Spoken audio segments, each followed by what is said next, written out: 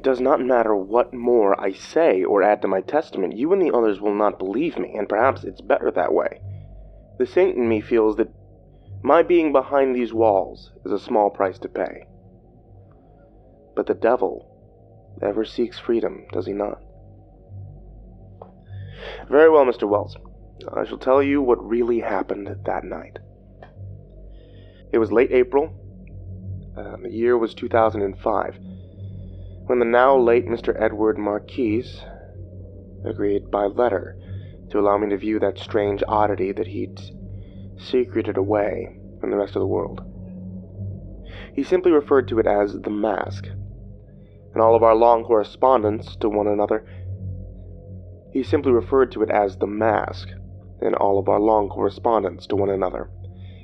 To say that I was excited to finally view the object would be a gross understatement. It wasn't until I got to his mansion and had seen the grave expression on his face that I questioned my motives to see the object, and hopefully purchase it. I've always had a bit of obsession with occultism and the macabre antiques tied to it. I've heard stories of the mask, rumors with no real meaning. That is, until one led me to Edward Marquis. He had first disavowed all knowledge of the object or the cult that it was tied to. It took months of prying at the old man to finally hear his confession, and it seemed thick of regret. I was ever the fool in those days.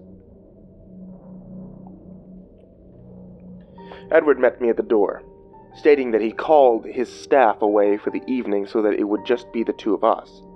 I remember feeling that my friend had an overbearing taste for the dramatic. He offered to show me his gallery of artworks and curios, an offer I accepted, for we had the same tastes, it seemed. After about an hour of dusty tomes and paintings, we retired to his study for brandy.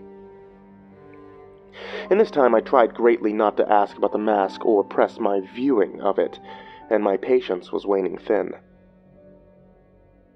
When I had finally brought up the mask, he was startled, swearing off all knowledge of agreeing to allow me to see it.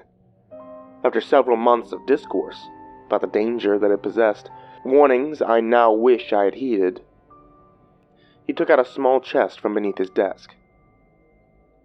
It was an elaborate affair. Lacquered ebony and polished iron brands. Small etchings covered the boxes entirely. I found it odd that the box had no locks on it. It had a ring, for one. The small things I dismissed astound me now. He sat there for a while staring at the box, then started. "What do you think of the mask, my dear boy? What have you heard?"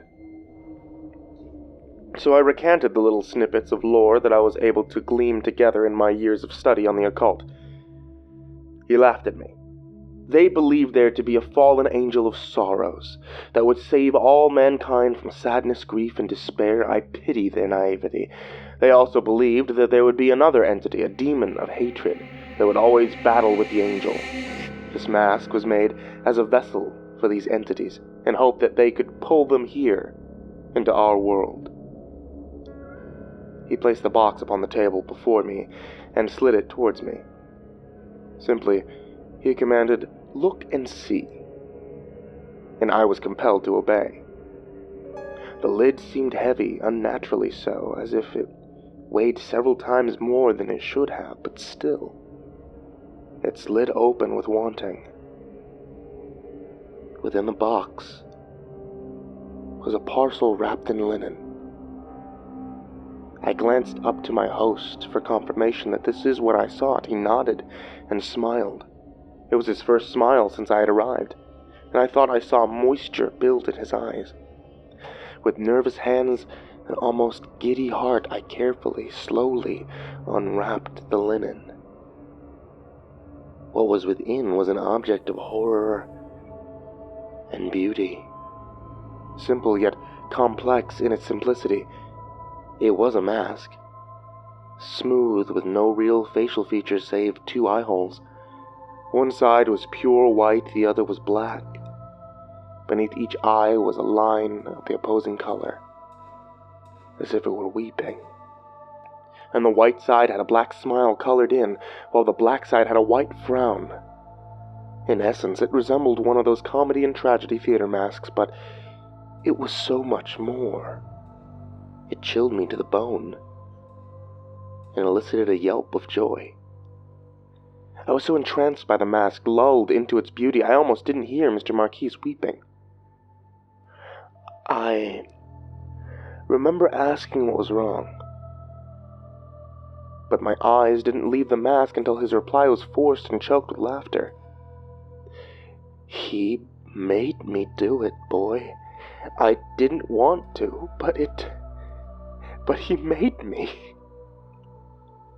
As he spoke, a red drop landed upon my hand, drawing my attention to the ceiling. I vividly remember the taste of bile as I retched into my mouth at the sight. 5 bodies, assumedly the staff, were chained tight against the ceiling, ripped to shreds, their faces locked in expressions of horror. The sound of scraping metal drew my eyes to Edward.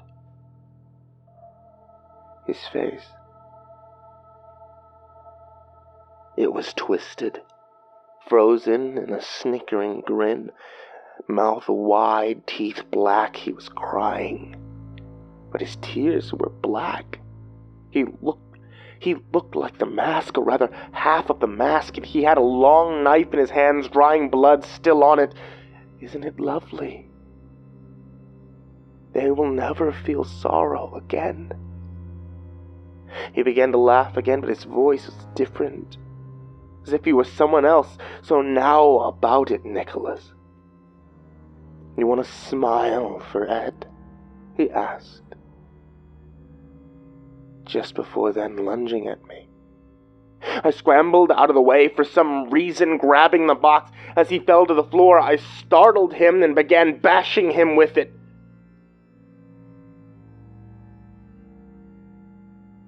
What happened next is vague,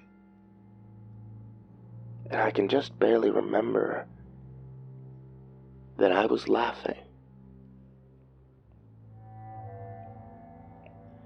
It was several hours later, when the police picked me up on the side of the highway covered in blood, clutching my mask in my hands. Your mask, Mr. Jacobs? Why, yes, Mr. Wells. It is my mask, after all. Now tell me, Michael. You want to smile for me?